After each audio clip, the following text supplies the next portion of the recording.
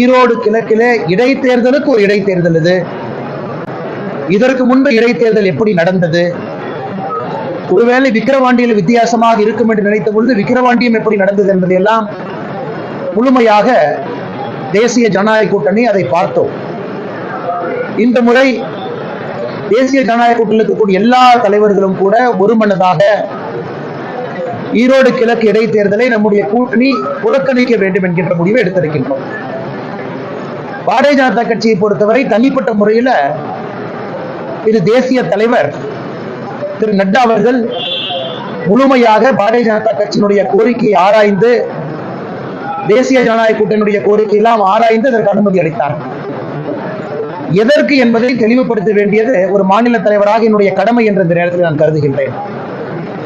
எங்கேயும் தேர்தலை புறக்கணிக்காத பாரதிய ஜனதா கட்சி, அந்த நக்சல் பெல்ட்டா இருக்கட்டும், தீவிரவாத தாக்குதல் இருக்கும் பொழுதும் வடகிழக்கு மிலிட்டன்ட் தாக்குதலும் கூட தேர்தல் நாங்கள் பங்கேற்போம். தமிழகத்துல எந்த அளவுக்கு லஞ்ச லாவண்யம் என்பது, ஓட்டுக்கு பணம் கொடுப்பது என்பது சாதாரணமாக நாம் எல்லோரும் ஏற்றுக்கொள்ளும் விதமாக இன்று தேர்தல் நடத்தப்பட்டு வருகிறது. ஆனால் இந்த ஈரோடு கிழக்கு தேர்தலில் மக்கள் இதை கூர்ந்து கவனிப்பார்கள். கடந்த முறை எப்படி பட்டியல மக்களை அடைத்து வைத்தார்களோ அதுபோல இந்த முறை தேசிய ஜனநாயக கூட்டணி நின்றிருந்தால் நிச்சயமாக அடைத்து வைத்திருப்பார்கள். மக்களுக்கு அந்த வழி வேண்டாம் என்று நினைக்கின்றோம். அதே நேரத்தில் தமிழக மக்கள் இதை உணர்வார்கள் என்று நம்புகின்றோம். தமிழகத்தில் இருக்கக்கூடிய எதிர்க்கட்சிகள் எல்லோரும் அனைத்து இந்திய அண்ணா திராவிட முன்னேற்ற கழகத்தில் ஆரம்பித்து தேசிய ஜனநாயக முற்போக்கு கூட்டணியிலிருந்து தேசிய ஜனநாயக கூட்டணியில் இருக்கக்கூடிய எல்லா கட்சிகளும் ஒரு தேர்தலை இவ்வளவு பெரிய அளவில் புறக்கணிப்பது இது முதல் முறையாக நான் பார்க்கின்றேன். தமிழக மக்கள் நிச்சயமாக எதற்கு என்கின்ற கேள்வியை கேட்பாங்க. இத்தனை கட்சிகள் எதற்காக இது போன்ற ஒரு முடிவு எடுக்கிறாங்க என்பதை பரிசீலிப்பார்கள். இதன் மூலம் மக்களே ஒரு உந்துதல் கொடுப்பாங்க. இந்த முறை ஈரோடு கிழக்கு தேர்தலில் மக்கள் யாருக்கு வாக்களித்தாலும், நோட்டாவுக்கு வாக்களித்தாலும், யாருக்கு வாக்களிக்காமல் இருந்தாலும் மக்கள் மனசாட்சிப்படி தேர்தலிலே தவறு செய்யக்கூடிய ஒரு கட்சிக்கு சாட்டை அடி கொடுப்பார்கள் என்கின்ற ஒரு நம்பிக்கையால் தேசிய ஜனநாயக கூட்டணி இதை புறக்கணிக்கின்றோம். அதே நேரத்தில் இந்த தேர்தல் நடக்கும் பொழுது ஒரு சாதாரண மனிதர்களாக கட்சியில் இருக்கக்கூடிய உறுப்பினர் எல்லோரும் இதை கண்காணி எங்கள் கடமையை, ஜனநாயக கடமையை கண்காணித்து நாங்கள் செய்வோம். தமிழகத்திலே அடக்குமுறை, ஆட்சி அதிகாரத்தை தவறாக பயன்படுத்துவது, பணம், கொலுசு, பட்டியலை அடைப்பது, பரிசு பொருட்கள், இது எல்லாம் கூட ஒரு 15 நாட்கள்ல ஒரு தேர்தலையே கேவலப்படுத்தக்கூடிய விதமாக திமுகவுடைய செயல்பாடு, இது எல்லாம் தமிழகத்தில் அது கடைசி முறையாக இருக்கும் என்று நம்புகின்றோம். அதை தாண்டி நண்பர்களுக்கு நிறைய கேள்வி இருக்கலாங்கன்னா அதெல்லாம் ஒன்னொன்னா கேளுங்க, பதில் சொல்லிட்டே வர்றேன்.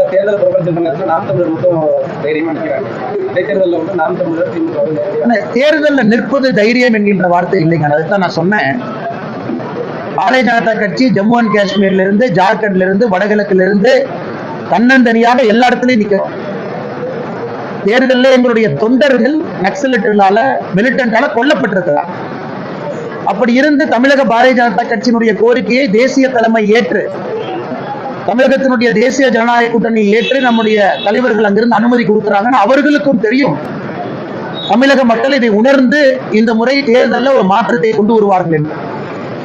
ஆனால் இந்த தேர்தலில் ஒரு ரொட்டீன் ப்ராசஸா நாமளும் நிக்கணும் அப்படின்னு நாங்க நிக்க விரும்பல. இன்னொன்று, தேர்தல் ஒரு கட்சி நின்றால் தான் ஜனநாயகம் முழுமை பெறும் என்பதை நாங்கள் நம்புகிறோம். அதனால் இது எந்த விதத்துல தேர்தல் ஆணையம் தேர்தல் நடத்துவாங்கன்னு தெரியும். மாநிலத்தினுடைய அதிகாரிகள் முழுமையாக தேர்தல் ப்ராசஸ்ல இன்வால்வ் ஆகிறாங்க. மாவட்டத்தினுடைய ஆட்சியரும் மாவட்டத்தினுடைய காவல்துறை அதிகாரியும் தான் அதை நடத்துறாங்க. வெளியிருந்து ஒரு பாராமிலிட்டரி போர்ஸோ, ஒரு சிஆர்பிஎஃப்ஓ, சிஐஎஸ்எஃப்ஓ, வெளி மாநிலத்தில் இருக்கக்கூடிய ஒரு அதிகாரிகள் வந்து கண்காணிக்கக்கூடிய தேர்தலாக இடைத்தேர்தல் இருப்பது இல்லை. அதனால் நான் ஏற்கனவே சொன்னது போல தமிழகத்துல முதலும் கடைசியுமாக அதிகாரத்தை துஷ்பிரயோகம் செய்யக்கூடிய தேர்தலாக இது இருக்கும் என்று நம்புகின்றோம். இது சாதாரண மக்கள் நீங்க சொல்றது போல பேசும் பொருள், எதுக்கு இத்தனை கட்சி புறக்கணிக்கிறாங்க, என்ன நோக்கம் என்பது ஒரு பேசும் பொருளாக மாறட்டும். 2026 தேர்தல் நேர்மையான முறையிலே நடக்கட்டும் என்பது எங்களுடைய ஆசை. எங்களுடைய தொண்டர்களை பொறுத்தவரை, தேசிய ஜனநாயக கூட்டணி தொண்டர்களை பொறுத்தவரை, அவங்க தேர்தலில் யாரெல்லாம் துஷ்பிரயோகம் பண்றாங்களோ தாக்குறாங்க. அவங்களுக்கு நிறைய வாய்ப்புகள் இருக்கு.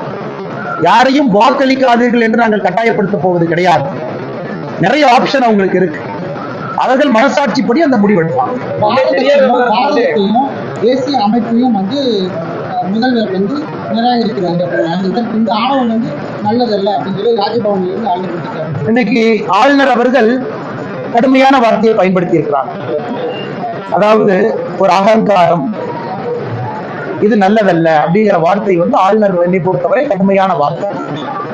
ஆனால் ஆளுநர் அந்த வார்த்தையை பயன்படுத்த வேண்டிய கட்டாயத்திற்கு எதற்காக தள்ளப்பட்டார் என்பதை நாம் அனைவரும் உணர வேண்டும்.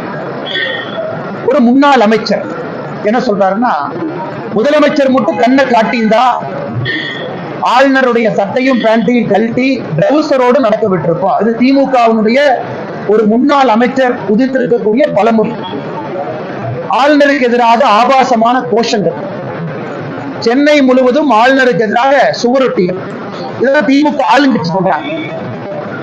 இதற்கு முதலமைச்சர் நடவடிக்கை எடுக்கவில்லை என்றால் முதலமைச்சர் ஊக்குவிக்கிறார்.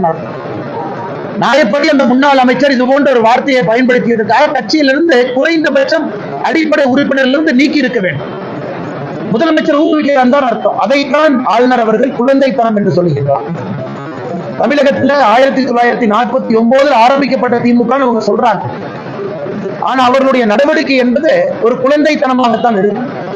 ஆனால் ஆளுநர் அவர்கள் சொல்லி இருப்பது சரியே, அதுல எந்த தவறும் இல்லை.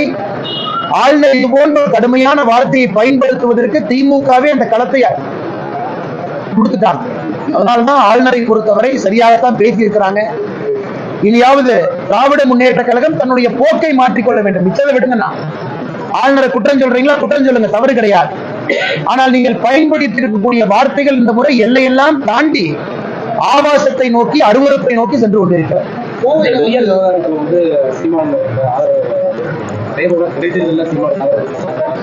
தந்தை பெரியாரை பொறுத்தவரை ஒரு விஷயத்தை நீங்க புரிஞ்சுக்கணும். பாரதிய ஜனதா கட்சி எப்பொழுதுமே பெரியாரை எல்லாம் கடந்து, எனக்கு நிகழ்காலத்துல பெரியாருக்கும் நிகழ்கால தமிழகத்திற்கும் தொடர்பு இருக்கான்னு கேட்டீங்கன்னா என்னை பொறுத்தவரை இல்லை, தாண்டியாச்சு. இன்னைக்கு இவங்க எப்போ ஒரு கட்டமைத்த ஒரு பிம்பத்தை வச்சு அரசியல் செய்ய வேண்டும் என்று நினைக்கின்றார். ஒரு பலூனை எவ்வளவு ஊதினாலும் ஒரு காலத்துல அது உடையத்தான் போகுது. என் கையில முரசொலி 1962 பொங்கல் மலர்ல முரசொலி பெரியாரை பத்தி பப்ளிஷ் பண்ண கார்ட்டூன் இருக்கு, பெரியாரை கேளுங்க. இந்த கார்ட்டூன் நான் படிச்சா ரொம்ப அருவருப்பா போயிடும், அது ஆபாசமா போயிடும். ஏற்கனவே சொன்னேன், நான் அருவருப்பா ஆபாசமா பேச மாட்டேன். இதுல பெரியார் அவர்கள் சொன்னதை முரசொலி 1968 பொங்கல் மலர்ல போட்டிருக்கிறாங்க. சில ஜாதிகளை பத்தி எப்படி பேசி இருக்கிறாங்கன்னு பாருங்க, சில மக்களை பத்தி எப்படி பேசி இருக்கிறாங்க பாருங்க. இதெல்லாம் தாண்டியாச்சு. எத்தனை நாளைக்கு தான் ஒரு விஷயத்தை நீங்க பூட்டி பூட்டி பாதுகாத்தாலும் உண்மை வெளியே வரத்தான் போகுது. அதனால பெரியார் அவர்கள் சொன்ன கருத்து எல்லா மக்களுக்கு தெரியும். அதெல்லாம் தாண்டி பாரதிய ஜனதா கட்சி வந்துருச்சு. இன்னைக்கு அவர் அது பேசினார் அப்படின்னு சொல்றதுனால ஒரு லாபமோ நட்டமோ இல்லை. சீமான் அவர்கள் அவருடைய கருத்தை, அவர் எடுத்திருக்கக்கூடிய இந்த இயக்கத்தினுடைய பாதை, அவர்கள் அந்த கருத்தை வைக்கிறாங்க. நான் ஏற்கனவே சொன்னது போல அந்த கருத்து சரிதான், உண்மைதான், பேசியிருக்கிறாங்க. நான் அதை பேச விரும்பவில்லை. ஏன்னா அதை கடந்து நாங்கள் போய்விட்டோம். நாங்க பெரியார் எப்படி பாக்குறோம்னா, எண்மண் எண் மக்கள் யாத்திரையில ஸ்ரீரங்கத்தில் சொன்னோம், பாரதிய ஜனதா கட்சி இங்க ஆட்சிக்கு வரும் பொழுது இந்த அறநிலைத்துறை இருக்காது, கோயிலுக்கு வெளியே அந்த ஆபாசமா என்ன பொறிச்சு வச்சிருக்கிறாங்களோ அது எல்லாம் அகற்றப்படும், அது புதரத்துல கொண்டே வச்சிடும். உங்களுக்கு பிடிச்சதுன்னா தீக்காக்காரங்க நீங்க போய் மாலை போட்டு அதுக்கு மரியாதை பண்ண, பொதுமக்கள் பிடிக்கலாம் யாரும் போக மாட்டாங்க. இப்படித்தான் நாங்க பெரியாரை பார்க்கிறோம். ஆனால் எங்களை பொறுத்தவரை பெரியார் பாரதிய ஜனதா கட்சி எப்படி பார்க்கிறதோ எங்களுடைய சிந்தனை மாறல, அப்படியே தான் இருக்கு. தொல்காப்பியன் பொய்யன், சிலப்பதிகாரத்தை பொறுத்தவரை அவரே சொல்லியிருக்கிறார். இந்த கருத்துல உங்களுக்கு தெரியும், சொன்ன தவறா போயிடும். விபச்சாரத்தில் ஆரம்பித்து பத்தினியால் வளர்க்கப்பட்டு மூட நம்பிக்கையால் முடிந்திருக்கிறார். திருவள்ளுவர் எப்படி சொல்லியிருக்காங்கன்னா, ஒரு ஆரிய கைக்கூலி, அதாவது ஒரு ஆரிய கைக்கூலியாக பகுத்தறிவை விட்டுவிட்டு தமிழுக்கு பெரிய துரோகம் செஞ்சிருக்காங்க. இந்த மாதிரி பேச ஆரம்பிச்சா ஒரு நாள் பேசலாங்க. ஆனால் அதற்குள்ள நான் போட விரும்பல, அது தேவையும் இல்லை என்று நினைக்கின்றேன். அதை தாண்டி இன்னைக்கு தமிழகத்திற்கு எத்தனையோ நல்ல விஷயம் வேணும். அதை பற்றி ஆரோக்கியமான விவாதத்தை தமிழ் சமுதாயம் செய்ய வேண்டும் என்பது என்னுடைய கருத்து. தொழில் அமைப்பினர் 35,000 தொழிலாளர் இருக்காங்க. இப்போ அவங்களுக்கு தொழில் வரி மாநகராட்சி மூலமா போட்டிருக்காங்க. கடந்த வரும் 21ஆம் தேதி மாநகராட்சி முற்றுகை போராட்டம் நடத்துறாங்க. தொழில் வரியை வந்து 1,00,000 ரூபாய் போட்டா ஸ்மால் ஸ்கேல் இண்டஸ்ட்ரீஸே இல்லாத தொழில் ஏற்படும் ஆனா பாரதிய ஜனதா கட்சி இதை முதல்ல கையில் எடுத்து அவர்களுக்கு ஆதரவாக கோயம்புத்தூர்ல ஆர்ப்பாட்டத்தை நாங்க நடத்தியிருக்கோம். திருப்பூர்ல நீங்க பார்த்திருக்கீங்க, ஆர்ப்பாட்டத்தை நடத்தியிருக்கோம். ஆனால் அவருடைய போராட்டத்திற்கு முழு ஆதரவை பாரதிய ஜனதா கட்சி நாங்கள் அளிக்கின்றோம். பெரியார் வழி பற்றி பேசும்போது இழப்பை நான் சந்தேகப்படுறேன். நான் என் பிறப்புல ஒரு அப்பா அம்மாவுக்கு தான் நான் பிறந்தேன். நான் பெரியாரை பத்தி பேசுறேன். நீங்க ஒரே அப்பா அம்மாவுக்கு தான் பிறந்தேன். விவசாயம் என்ற அப்பா அம்மாவுக்கு தான் பிறந்தேன். அதுல எந்த மாற்று கருத்து இல்லை. ஒரு நடுத்தர குடும்பத்துலதான் பிறந்தேன். மாற்று கருத்து எதுவும் இல்லை. என் பிறப்பை பத்தி சந்தேகப்படுறான்னு நான் சொல்லணும்ல. கிராமத்துலதான் பிறந்தேன். அதுலயும் சந்தேகம் இல்லை. இதுவரை ஊழல் எங்கேயும் பண்ணதில்லை. அதுலயும் சந்தேகம் இல்லை. வீட்டுக்கு என்போர்ஸ்மெண்ட் டைரக்டரேட் வந்து கடப்பாறை எடுத்துட்டு வந்து ரைடு பண்ணல. அதுலயும் சந்தேகம் இல்லை. நீங்க ரைடு அடிக்கும் போது பையன் போய் துபாயில் உட்கார்ந்து இருக்கிற அளவுக்கு ஒரு பையனை நான் பெக்கல. அதுலயும் எனக்கு சந்தேகம் இல்லை. அதெல்லாம் தாண்டி பக்கம் 21க்கு நான் பிறந்தேன். அண்ணன் துரைமுருகன் அவர்கள் பெரியாரை பத்தி பேசுறவங்களுடைய பிறப்பை சந்தேகிக்கிறாங்கன்னா நான் சொல்லியிருக்கக்கூடிய காணொலியை போட்டு பார்த்துக்கிட்டோம். எங்கள் பிறப்பு நல்ல பிறப்பு தான். ஆனா பெரியார் அவர்கள் சில மனிதர்களை பத்தி சொல்லியிருக்கிறாங்க. அதே உங்க முரசொலி 1962 நீங்க பப்ளிஷ் பண்ணி காட்ட. அதனால அண்ணன் துரைமுருகன் அவர்கள் 1962 முரசொலியை வாங்கி ஒரு கப்பா.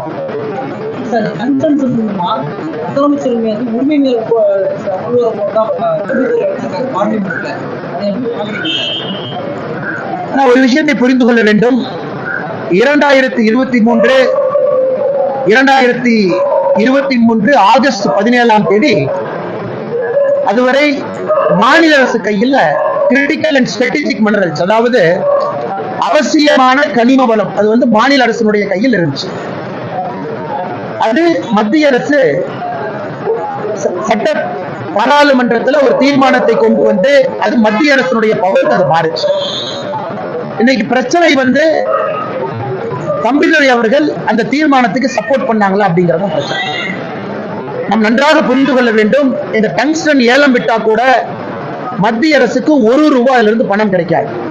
வரக்கூடிய எல்லா பணமும் மாநில அரசுக்கும் லோக்கல் பஞ்சாயத்துக்கு தான் போகும்.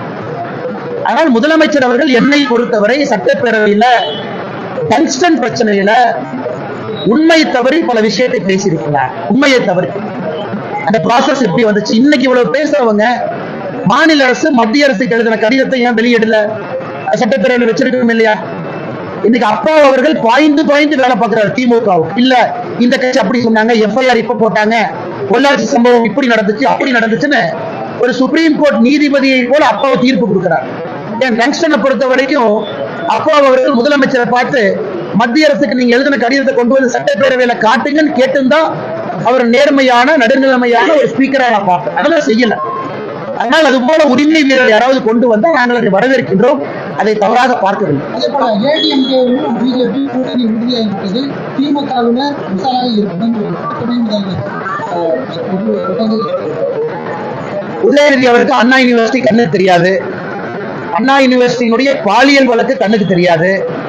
எஃப்ஐஆர் லீக் ஆனது கண்ணுக்கு தெரியாது. இது எதுவுமே கண்ணுக்கு தெரியாது. நீட்டுக்கான ரகசியம் இருக்கிறார், அதுவும் மறந்துட்டார் இப்ப.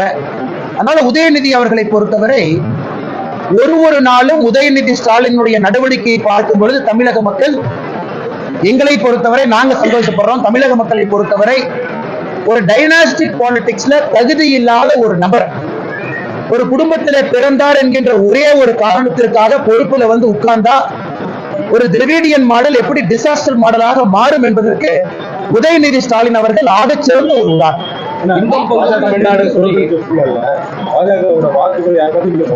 ஏற்கனவே பதில் சொன்னாங்கன்னா நம்முடைய தேசிய ஜனநாயக கூட்டணியுடைய தொண்டர்கள் மனசாட்சிப்படி இந்த தேர்தலை பங்கேற்பாங்க. ஒரு வாக்காளர்களாக ஜனநாயக முறையை நாங்கள் ஒரு கட்சியாக ரொம்ப ஆராய்ந்து, அதுவும் பாரதிய ஜனதா கட்சியை போல ஒரு தேசிய கட்சியினுடைய தலைவர் நட்டா அவர்கள் முடிவெடுத்து தொலைபேசியில் அழைத்து இந்த முடிவுதான் சரி என்று சொல்கின்றார்கள் என்றால் எவ்வளவு ஆராய்ச்சிருப்பாங்க. ஜம்மு அண்ட் காஷ்மீர் நம்ம தேர்தலை புறக்கணிக்கலாம். ஜார்க்கண்ட்ல நக்சலிசம் தேர்தலை புறக்கணிக்கலாம். நார்த் ஈஸ்ட்ல புறக்கணிக்கலாம். தமிழகத்துல ஒரு பாரதிய ஜனதா கட்சி தேசிய ஜனநாயக கூட்டணி புறக்கணிக்கிறோம் அப்படின்னா ஜனநாயகம் எந்த அளவுக்கு இங்கே கெட்டுவிட்டது என்பதை இதன் மூலமாக தமிழக மக்கள் உணர்ந்து கொள்வார்கள் என்று நம்புகின்றோம். ஒரு விஷயத்தை புரிஞ்சுக்கல, இந்த ஒரு எம்எல்ஏ ஜெயிக்கிறனா என்ன போகும்? இது ஒரு எம்எல்ஏ ஜெயிச்சு மாடல் கோட் ஆஃப் கண்டக்ட் ஜனவரியில் வந்துடும். இவர் 8 மாசமா எம்எல்ஏவா இருக்கிறனால என்ன போகுது? ஒன்னா போகுது. இதுக்கு முன்னாடி 2021 காங்கிரஸ் ஜெயிச்சனால ஈரோடு கிழக்கு மாறிச்சா? மாறல. அண்ணன் EVKS இளங்கோவன் ஜெயிச்சனால மாறிச்சா? மாறல. எல்லாருக்குமே தெரியும். இது ஒரு காணல் நீரை போல நடக்கக்கூடிய தேர்தல். காணல் நீரால யாருக்கு என்ன பயம்னா, யாருக்கு என்ன பயன்? எந்த பயனும் கிடையாது. ஆனால் இந்த தேர்தலை பொறுத்தவரை அதைத்தான் நான் சொன்னேன், இது இடைத்தேர்தலுக்கான ஒரு இடைத்தேர்தல். அப்படிதான் எதிரொலிக்காது. என்னென்ன எதிரொலிக்க போகுது? இதுவரை எல்லா இடைத்தேர்தலும் ஆளுங்கட்சி தமிழ்நாட்டில் ஜெயிச்சுட்டு வராங்க. அதே கட்சி ஆராய்ந்து பாருங்க, அடுத்து நடக்கக்கூடிய பொது தேர்தலில் இடைத்தேர்தலில் ஜெயிச்ச சீட்டை கோட்ட விட்டுருக்காங்க. 1 லட்சம் மார்ஜினில் ஜெயிச்ச சீட்டை கோட்ட விட்டுருக்காங்க. ஆனால் இதனால யாரும் எதுவும் மாறப்போறது கிடையாது. அரசு இயந்திரத்தை தவறாக பயன்படுத்தி ஜனநாயகத்திற்கு மறுபடியும் ஒரு கரும்புள்ளியத்தான் ஈரோடு கிழக்கு இடைத்தேர்தல் சேர்க்க போகுது. தமிழ்நாடு சொல்லி பொங்கலுக்கு எல்லாரும் வாசல்ல வண்ண கோலம் அது கூட பரவாயில்லனே, சட்டப்பேரவையில அப்பா அப்பான்னு கூப்பிடுறாங்கன்னு சொல்றாங்க. எனக்கு சத்தியமா தெரியல யார் அவங்க அப்பா அப்பான்னு கூப்பிட்டாங்க. யாராவது அப்பா அப்பான்னு கூப்பிட்ட ஒரு வீடியோ நான் பார்க்கணும். குழந்தைகளை நீ அப்பா அப்பான்னு கூப்பிடுறாங்க, அவரே தூக்கத்தான் 4 பேர் பக்கத்துல வச்சுக்கு வர்றாங்க, அப்பா அப்பான்னு கூப்பிடுங்க. இது போல பிதற்றுகின்ற ஒரு முதலமைச்சர் நாம் பார்க்கிறோம். இன்பம் பொங்கும் பொங்கல், இதை தமிழகத்துல பெண்கள் பார்க்கறாங்க, குழந்தைகள் பார்க்கறாங்க. அவருடைய குடும்பத்துல இன்பம் பொங்குது, அடுத்து இன்பநிதி வர்றாரு, அவர் எப்படி கொண்டு வரணும்னு யோசிக்கிறாங்க. தமிழக மக்களுக்கு எந்த இன்பமும் இல்லை, துன்பம் தான் நடக்குது. அதனால முதலமைச்சர் முன்னாடி போட்டிருக்கக்கூடிய ஈய தூக்கிட்டு தூடு போட்டாருன்னா சரியா இருக்கும், இன்பம் துன்பமாக மாறிவிடும். பெரிய சாதனை என்ன? சாரிங்க, நான் முழு கேள்வியை முடிச்சிருக்கேன். சாரி, அது உதயநிதி திராவிட மாடல் அரசுடைய லோகோ பயன்படுத்துறது மகிழ்ச்சி. நாளைக்கு அஜித் F1 ரேஸ்ல துபாயில டாய்லெட்டை பயன்படுத்த உதயநிதி ஸ்டாலின் என்ன சொல்லுவாருன்னா, திராவிட மாடல் ஆட்சியால தான் துபாயில டாய்லெட்டை பயன்படுத்துறாங்க, ஏன்னா வேற வழியில நான் சொல்ல வேண்டிய கட்டாயம். அந்த மனுஷன் எந்த காட்ஃபாதர் இல்லாம சினிமாவில் நடிச்சு ஒரு மிகப்பெரிய நடிகரா வந்திருக்காரு. No Godfather. உதயநிதி ஸ்டாலின் மாதிரி முட்டு கொடுக்கறதுக்கு ஒரு சந்தானமும் பின்னாடி ப்ரொடியூஸ் பண்றதுக்கு ஒரு ஸ்டாலின் ஐயா இருந்தாங்களா? இல்ல. தனி மனிதனாக சந்தானத்துடைய காமெடியை வச்சு பாதி படத்தை ஓட்டினார். தனி மனிதனாக அவரே பிரேக் எடுக்கிறார். எவ்வளவு தைரியம் பாருங்க. ஒரு உச்சத்தில் இருக்கக்கூடிய நடிகர் பிரேக் எடுத்து அவருடைய பேஷனை ஃபாலோ பண்றாரு. அதுல 3வது இடத்துல அவருடைய டீமை கொண்டு வந்திருக்காரு. இதற்கு திராவிட மாடல்னு சொன்னாங்கன்னா, இங்க மைக் இருக்கு, நான் காரி தூக்க முடியாதுங்கன்னா வெளியே போனதுக்கு அப்புறம் காரி தூக்கிக்கிறான். தமிழ்நாடு அரசாங்கம் பயிர் காப்பீடு போதிய நிதி ஒதுக்கீடு ரொம்ப கஷ்டப்படுறாங்க. அதாவது பயிர் காப்பீடு வாங்க முடியல, கால்நடைகள் லோன் வாங்க முடியல, விவசாய சங்கம் கோரிக்கையை நானும் இதை கவனித்தேன். இது எல்லா இடத்திலும் கூட காமனா இந்த கலெக்டர் ஆபீஸ் நடக்கக்கூடிய விவசாய சங்க கூட்டத்துல விவசாய சங்க தலைவர்கள் பொதுவாக பேசுறாங்க. எல்லா இடத்திலும் இன்னைக்கு விவசாயத்திற்கு ஒரு அரிச மரியாதை கொடுக்கவில்லை என்றால் அது திமுகவினுடைய அரசு. அதிலும் குறிப்பாக பயிர் காப்பீடு திட்டத்திற்கு எந்த விதமான என்கரேஜ்மெண்ட்டும் கிடையாது. மோடியை கொண்டு வந்தாலும் கூட ஆக்கப்பூர்வமாக அதை செயல்படுத்துவது கிடையாது. வெள்ளத்துல தண்ணி எல்லாம் வந்ததுக்கு அப்புறம் இதை எக்ஸ்டெண்ட் பண்ணுங்க, இந்த 1 மாசம் எக்ஸ்டெண்ட் பண்ணுங்க, 2 மாசம் எக்ஸ்டெண்ட் பண்ணுங்க. திராவிட மாடல் என்கின்ற ஒரு வார்த்தையை முதலமைச்சர் பயன்படுத்துறாங்கன்னா, விவசாய பெருமக்கள் அதை டிசாஸ்டர் மாடல் என்றுதான் சொல்லுவார்கள். அதனால் கவனம் தேவை. மத்திய அரசினுடைய நல்ல திட்டங்களை எல்லாம் பால்படுத்திக் கொண்டிருக்கின்றார்கள். குறிப்பாக விவசாய பெருமக்கள் இதை கவனிக்கின்றார்கள் என்று நம்புகின்றோம். வேற என்ன? அனைவருக்கும் இனிய பொங்கல் நல்வாழ்த்துக்கள். ஈரோடு கிழக்கு தேர்தல்ல அண்ணன் சொல்றாரு, கொலுசு எல்லாம் கொடுத்தா கொஞ்சம் வெள்ளி நிறைய இருக்கிற மாதிரி கொலுசு நல்ல கொலுசை கொடுக்க சொல்லுங்க. அப்புறம் அந்த ஹாட் பாக்ஸ் கொடுக்கும்போது உடையாத தரமான ஹாட் பாக்ஸ் எல்லாம் பார்த்து கொடுக்க சொல்லுங்க. அப்புறம் மக்கள் கியூர் நிக்க வைக்காதீங்க. வேகமா என்னென்ன பொருள் கொடுக்கணுமோ கொடுத்து தயவு செஞ்சு உதயநிதி ஸ்டாலின் படத்தை போட்டுறாதீங்க. நல்ல படம் நிறைய இருக்கு, பட்டியல் அடைக்கும் போது அந்த படத்தை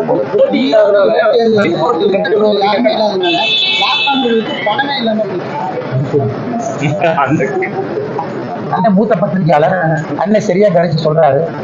டிஎம்கேவை பொறுத்த வரைக்கும் பணப்பைய குறைச்சிக்கிட்டே வர போறாங்க. அண்ணா இதுல ஒரு மாற்றம் வரட்டுங்கண்ணா. நான் காமெடியா பேசினாலும் மாற்றம் வரட்டுங்கண்ணா. நன்றிங்கண்ணா. தேர்தல் வந்தா பொங்கலுக்கு பணம் கொடுக்கலாம் அப்படின்னு என்ன சொன்னாருன்னா,